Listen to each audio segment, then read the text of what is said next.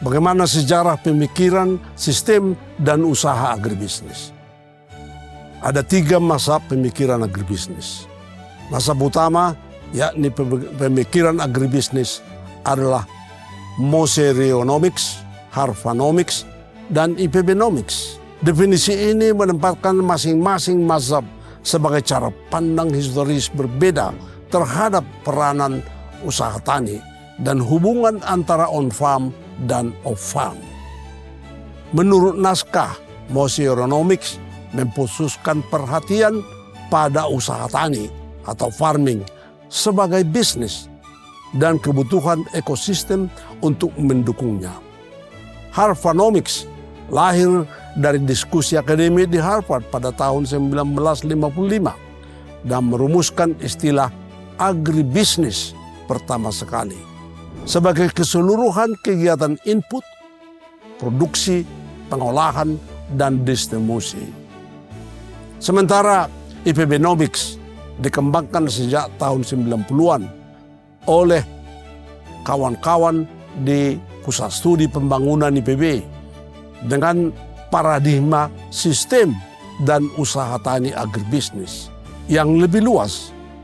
Implikasi praktisnya adalah bahwa pemahaman terhadap agribisnis harus kontekstual. Kebijakan dan intervensi yang efektif bergantung pada mazhab yang dijadikan rujukan. Oleh karena itu, merancang program perlu dijelaskan dulu paradigma yang dipakai agar sasaran kebijakan, alokasi sumber daya, dan indikator keberhasilan selaras. Intinya adalah melihat usaha tani sebagai bisnis, on-farm bisnis, yang perlu didukung oleh ekosistem bisnis khusus, termasuk apa yang Moser sebut 5 syarat mutlak dan 5 syarat pelancar pembangunan pertanian. Definisi ini menekankan bahwa fokus kebijakan awalnya pada penguatan usaha tani, input lokal, manajemen usaha tani, dan keberlangsungan produksi. Moser belum menggunakan istilah agribisnis, tetapi meletakkan pijakan bahwa pertanian adalah kegiatan ekonomi yang mesti diperlakukan sebagai bisnis. Implikasi kebijakannya adalah prioritas pada penyediaan sarana produksi, penyuluhan, dan mekanisme pasar untuk petani agar on-farm menjadi lebih produktif. Mekanisme hubungan muncul ketika dukungan pada on-farm memicu perkembangannya off-farm. Oleh karena itu, rekomendasi praktisnya adalah memperkuat fondasi usaha tani melalui paket kebijakan yang memastikan akses input, layanan teknis, dan pasar sebagai langkah awal pembangunan agribisnis.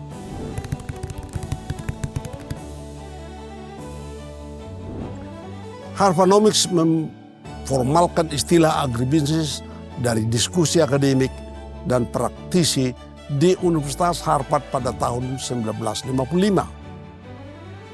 John H. Davis memperkenalkan istilah itu pada Boston Conference on Distribution pada Oktober 1955. Dan Davis serta Goldberg menyusunnya dalam A Concept of Agribusiness pada tahun 1957.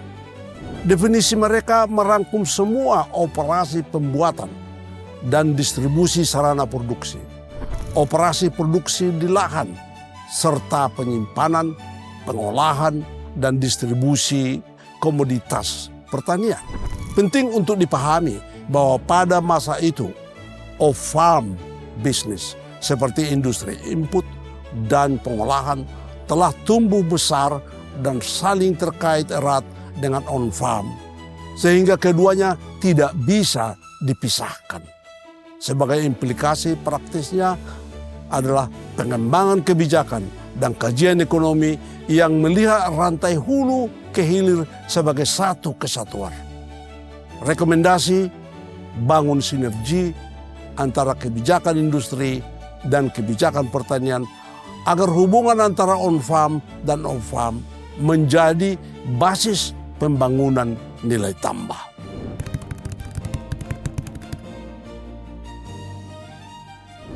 IPBnomics memperluas paradigma agribisnis menjadi paradigma sistem dan usaha agribisnis yang meliputi hulu, upstream, usaha tani, on-farm, hilir, downstream, dan jasa penunjang.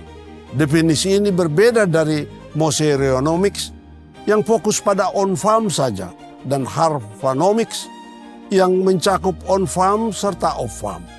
IPBnomics menempatkan agribisnis sebagai basis pembangunan ekonomi yang lebih luas, termasuk agromaritim. Selain itu, IPBnomics menempatkan kebijakan makroekonomi sebagai endogenous untuk mendukung agribisnis. Bukan sekadar agribisnis menyesuaikan diri dengan kebijakan exogenous. Implikasinya adalah strategi pembangunan yang proaktif. Perencanaan fiskal, moneter, dan perdagangan dirancang untuk memperkuat seluruh ekosistem agribisnis. Dan untuk ini direkomendasikan agar adopsi pendekatan kebijakan terintegrasi yang menghubungkan sektor pertanian, industri, dan jasa agar agribisnis menjadi lokomotif pembangunan yang berkelanjutan.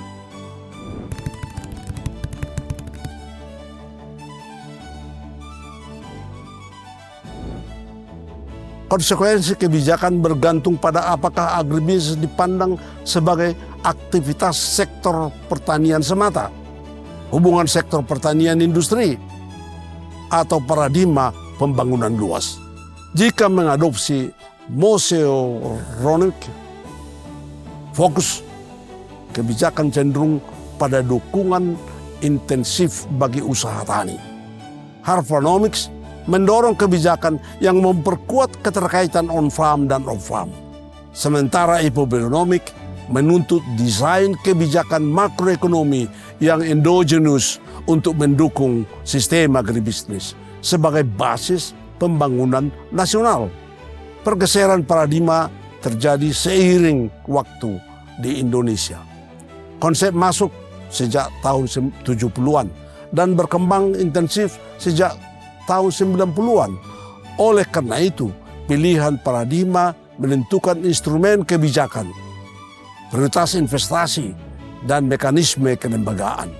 Sebagai implikasi praktisme, paradigma yang dipilih akan memengaruhi alokasi anggaran, desain insentif, dan struktur kelembagaan. Rekomendasinya, tentukan paradigma yang selaras dengan tujuan pembangunan jangka panjang dan rancang kebijakan makro serta sektoral yang kohesif untuk mendukungnya.